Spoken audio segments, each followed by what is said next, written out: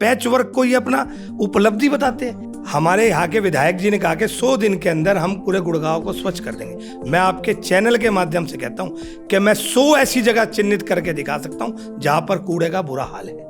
100 दिन का सर्टिफिकेट इनके मंत्री अनिल विज जी ने भी सरकार को दिया कि किस तरीके से सरकार ये भाषण देते हैं कि हम भ्रष्टाचार मुक्त शासन देंगे। चुनाव नजदीक है, दोबारा से घोषणाएं शुरू हो जाएगी। अतिक्रमण पे अब आप देखिए कोई वार नहीं, तोड़फोड़ बिल्कुल बंद कर दी जाएगी। 2 मार्च तक आपके चैनल के माध्यम पे कहता हूँ शहर के अंदर कोई तोड़फोड़ नहीं करी जाएगी। मैं कहना चाहता हूँ कि 1 लाख वोट भाजपा के सरकार भी डले, इस चीज को भी नहीं बोलना चाहिए भाजपा को कि आपके खिलाफ भी 1 लाख वोट जो है यहाँ पे डल चुके हैं। चाहे सड़कों के हालात देखो, चाहे आप जल भराव के आप गुड़गांव के अंदर देखो। विश्व प्रसिद्ध हमारा गुड़गांव का नाम आज मानचित्र पर है। उसी नाम को इन्होंने कूड़ा ग्राम का अगर करने का काम करा तो वो भाजपा सरकार ने करा। दलितों का शोषण करना अगर किसी ने सीखना है, मैं कहता हूं, तो केवल और केवल भारतीय जनता पार्टी से।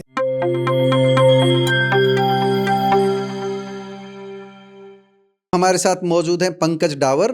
पंकज डावर अभी थोड़े दिन पहले ही जो कांग्रेस की सूची आई थी उसमें इनको गुरुग्राम अर्बन का दायित्व सौंपा गया है। गुरुग्राम अर्बन के प्रभारी बनाए गए और गुरुग्राम अर्बन का काफ़ी एरिया जो है नगर निगम में आधा एरिया लगभग नगर निगम गुरुग्राम में होगा।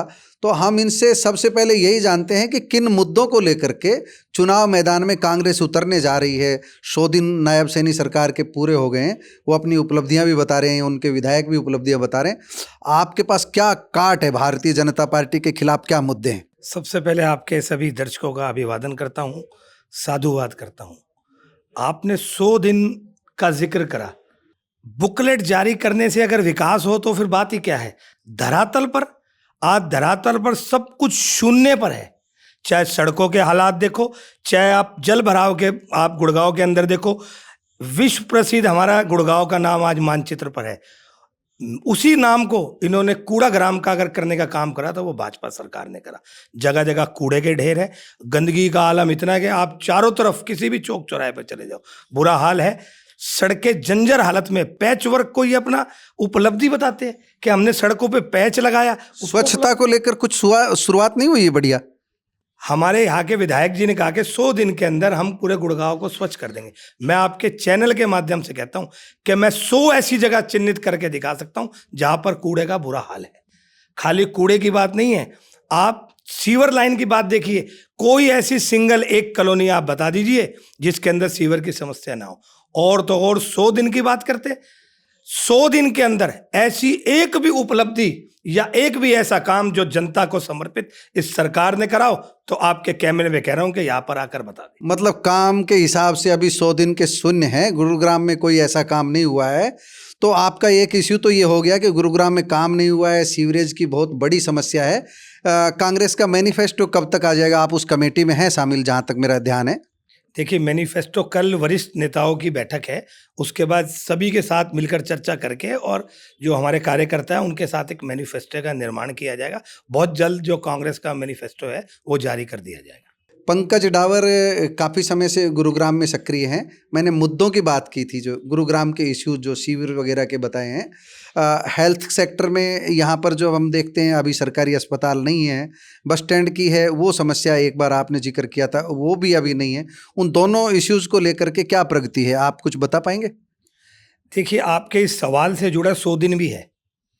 100 दिन का सर्टिफिकेट इनके मंत्री अनिल विज जी ने भी सरकार को दिया कि किस तरीके से सरकार ये भाषण देते हैं कि हम भ्रष्टाचार मुक्त शासन देंगे। भ्रष्टाचार चरम पर अगर कहीं है तो वो भाजपा सरकार के अंदर है। गुड़गांव की जनता खून के आंसू बहाने को मजबूर है आज एक सरकारी अस्पताल के लिए। दर दर की ठोकरें खाता है आज गरीब व्यक्ति। एक अस्पताल जो सेक्टर 9 में है, आप जाकर वहाँ के हालात देखिए। बस अड्डा, अनिल विज अभी आए थे यहाँ पर बस अड्डे में, तो आपके माध्यम से मैं उनसे सवाल भी पूछता हूँ और मीडिया के माध्यम से भी मैं पहले पूछ चुका कि अनिल विज जी जाते जाते ये तो बताते जाते कि ये बनेगा कब बस अड्डा।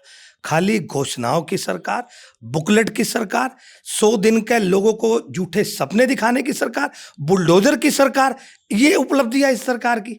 आप शहर में हालात देखिए, छोटे छोटे दुकानदार हो, किसी की रेहड़ी तोड़ रहे, किसी की पटरी तोड़ रहे, पटरी वाले को बेघर करने का काम, एक अतिक्रमण के नाम पर भी खेल चलाने का काम इस सरकार ने कर रखा है। कोई सिंघम की उपाधि देता है, जो यहाँ के डीटीपी साहब है, कोई कुछ उपाधि देता है।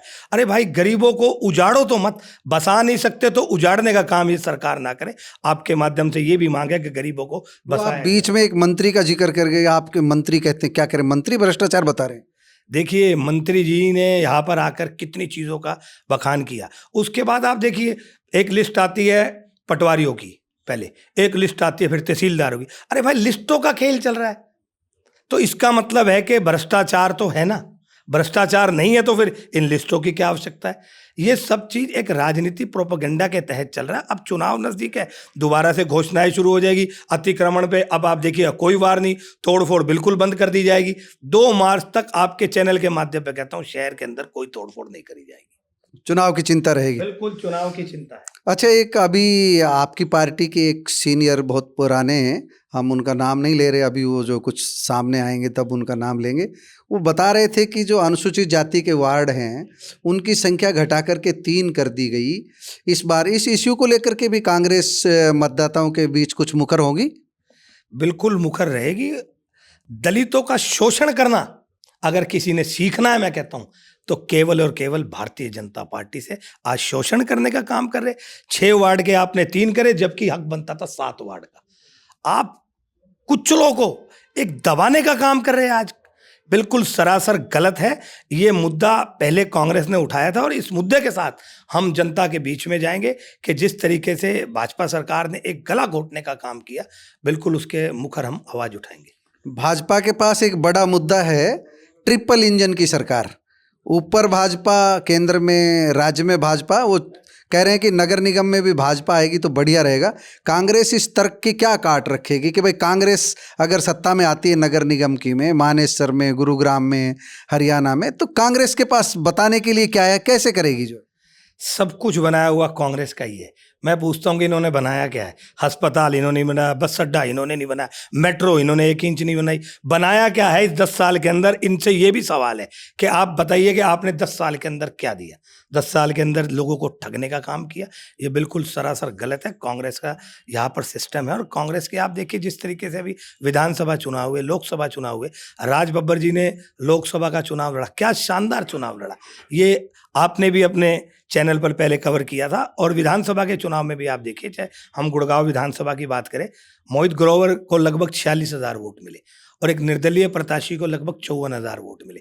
1,22,000 के आसपास जो है हमारे जो विधायक है मुकेश जी को वोट मिले।